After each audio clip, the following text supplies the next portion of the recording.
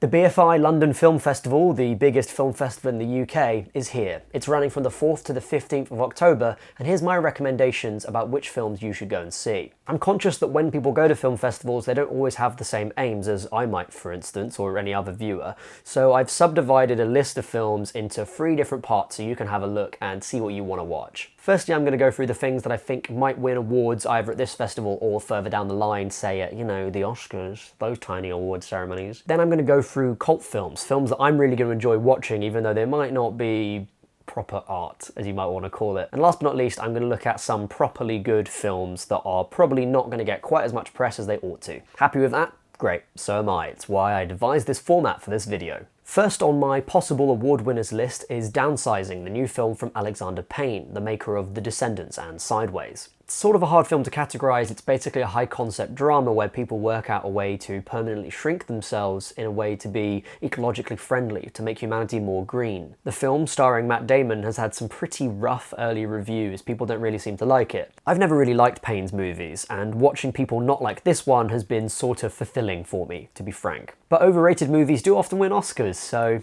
you make up your mind. Mudbound. This is a Sundance darling. It's gotten loads of buzz off the festival scene, and apparently it has a show-stealing performance from Mary J. Blige in a really transformative role. That's the kind of thing that places like the Academy Awards like to honour, so it wouldn't surprise me if she at least picks up a nomination for this. The Shape of Water is another genre-defying work from Guillermo del Toro, who in my opinion is sort of a masterful filmmaker, but it looks like to me he might have slightly misstepped with this one. I get less and less enthusiastic the more I see of it. That said, he is at a point in his career where he's been around for a long time and made some really amazing movies, not least of which is The Devil's Backbone, Pan's Labyrinth, and of course the masterpiece that is Pacific Rim. In other words, he's overdue for a BAFTA or an Oscar for his work, and this is exactly the kind of scenario in which the Academy likes to award that kind of stuff. And even the least of Del Toro's films, like Blade 2, are a lot of fun, so this one's probably worth a watch. 3 Billboards Outside Ebbing, Missouri is another movie from Martin McDonagh, the maker of 7 Psychopaths and In Bruges. He's a fascinating and sort of, I want to say mercurial filmmaker who's really excellent at balancing tone between dark, comedy and drama. Not only that, but he's got Frances McDormand in the leading role, so this one's definitely going to be an interesting movie. Last but not least, Call Me By Your Name is a sort of slightly controversial queer seduction movie starring Armie Hammer as an older man who starts to seduce a younger boy. To me, this is really just like a seedy premise. It reminds me of those classics of cinema from the 60s and 70s that basically revolve around an underage or slightly damaged person being seduced by someone in a position of power. But hey, people are starting to really talk about it, so, it's probably going to be great. I mean, when have critics and audiences been wrong before, huh? Now on to some possible future cult classics. I'm not really sure about how I feel about using that label, but anyway, let's move on with it. My Friend Dahmer is an adaptation of a graphic novel, a true story, mostly a biographical story by the writer who was actually friends with, sort of in a way, the future serial killer Jeffrey Dahmer. I read the book a long time ago, so I don't really have the clearest memory of it, but as far as I understand it, it was a kind of psychological look at Dahmer, at how a serial killer could kind of come off as a normal person for years and years. The movie looks like it's set to do that correctly, so I'm excited to see it. Suspiria, the great Italian horror classic, has been re-released in a 4K DCP that's been fully restored. I am hugely fond of this film, and I will talk about it at length as Halloween comes closer and closer, but let's just say this is going to be an absolutely amazing cinematic experience. So if you haven't seen Suspiria, or even if you have, head down and watch this if you can. Blade of the Immortal is the 100th film from Takashi Miike, who's often somewhat reductively referred to as being like a Japanese Quentin Tarantino. I much prefer this guy's movies to Tarantino's overall. It looks like it's balls-to-the-wall action, it's another push into the samurai genre from a director who's done it really well before, and it's also playing in the Embankment Gardens cinema, which is outside, so that should be a really cool venue to go and see the movie in. Ghost Stories is the adaptation of the famous play that's been running in London for a while, written by the 2 guys in League of Gentlemen who aren't Rhys Shearsmith and Steve Pemberton, who've obviously been doing their own very well publicised thing. I purposely haven't looked into this at all, in terms of I haven't looked at like any spoilers or anything, so I actually have very little to say about it, and I probably shouldn't be recommending it to people, but I know that I love League of Gentlemen and pretty much everything they've done, and these guys have had this play running for years. It's been recommended to me over and over again while it was running, so I'm really excited to see this movie. Rift is this interesting looking Icelandic supernatural thriller. Obviously it's got all of the beauty of the natural landscapes of Iceland that we sort of associate with film coming from there, but it also looks like it's got a really solid set of central performances in the relationship between these 2 dudes that just is kind of breaking down as they're being chased by this unseen presence. Okay, now onto the actually good films that probably won't get as much notice as they ought to. I don't mean to be elitist by doing this and making the categories like that. I think that there's space for all sorts of cinema in a festival of this size in particular. But I remember when the first couple of times I went to or tried to go to LFF, it kind of felt almost like a corporate hospitality event, in the sense that all of the films I wanted to see were basically sold out, and they're mostly sold to co-sponsors or to people who block bought tickets because they had the money and the access, because, you know, champions and patrons get early booking and you have to pay a yearly fee of a not insignificant amount in order to get access to that. It just made me feel like the whole thing was sort of based around pushing out smaller films.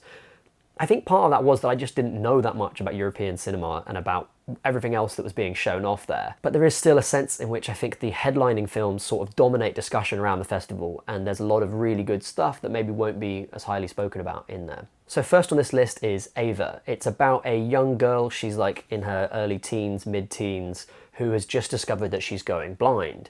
And sort of in response to this and in response to other events in her life, she steals this big black dog. In that sense, it's a coming of age story, but it also has something really strong within it about emerging fascism in Europe. How much you believe or agree with that, I think we've all seen in the elections in the last 2 years or so, that there has been a swing to the right wing in terms of political representation. So it's a really contemporary set of concerns that they're discussing with the movie. But with the image of the dog, they sort of turn that into a cinematic discussion. It pulls the audience in, where a lot of films that have dealt with this topic, I think, are so hard-hitting that they can often push the audience out. It's also got a stunning central performance from the young actor who plays Ava, and of course from the dog in the movie. And any movie with a dog generally gets quite high on my watch list, so I highly recommend that you go and give this one a watch. Summer 1993 is a Spanish feature. It's a first feature. In fact, all 5 of the movies that I've selected here for this section of the list are in fact first features. They're part of the competition at the festival. It's about a 6-year-old girl whose parents die, and then she gets adopted, and she basically moves out to like the countryside, and it's about her trying to adapt to that. It's been playing all over the place at these massive festivals, which is astonishing as an achievement for a first feature. And it's also from a London Film School graduate, so it kind of has its roots here, and it's kind of nice that it's playing at the London Film Festival. I don't know much more about it because I haven't had a chance to see it yet, unlike some of the movies on the list. The big thing about it for me is that people will not stop recommending it to me, and it's been at so many festivals that I kind of think are hallmarks of quality that I think it's almost certainly worth a watch, whether or not you like it. So that's one to put on your list. Columbus is a movie by the famous video essayist Kaganada. I don't know, I've never actually said it out loud, I don't think, up until now. But he's a South Korean video essayist who's made some really interesting work all over Vimeo and stuff like that. And so it's kind of interesting to see him move from criticism and, you know, into fiction filmmaking. I think there's also been a lot of discussion around whether or not that's really a possible career move and how disingenuous you might be if you move from being a critic to being a filmmaker. People like Mark Kermode have recently spoken about it. When I think about it, I'm kind of in 2 minds. I think that there's a lot of space to say that filmmakers and critics should be separate, and I think that's probably true when they are working.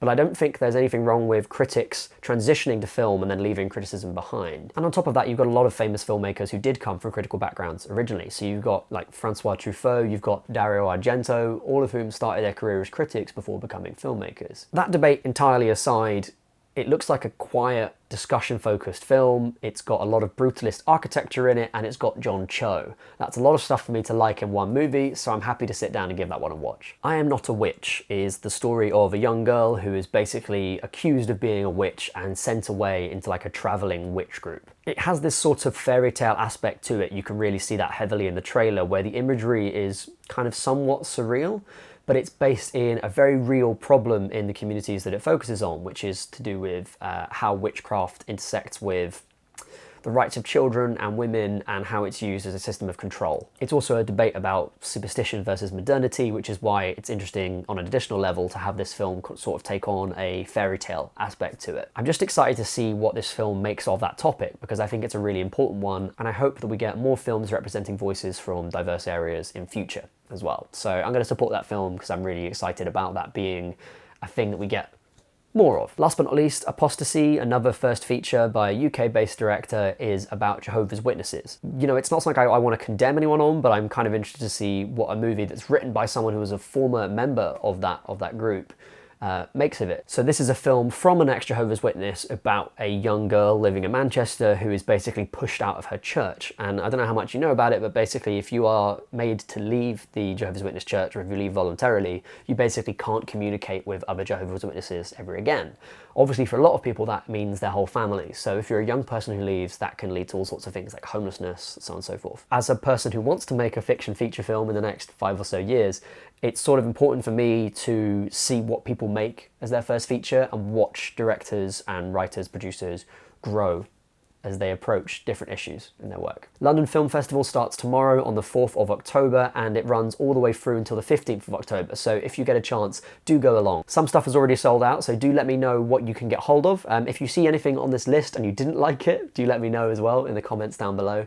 And if you see anything that I haven't put on the list and you think other people should go to, you think I should go to, then please let me know ASAP, because I would love to widen out the films that I'm going to see. That's it from me. Have a good one, and I'll see you next time.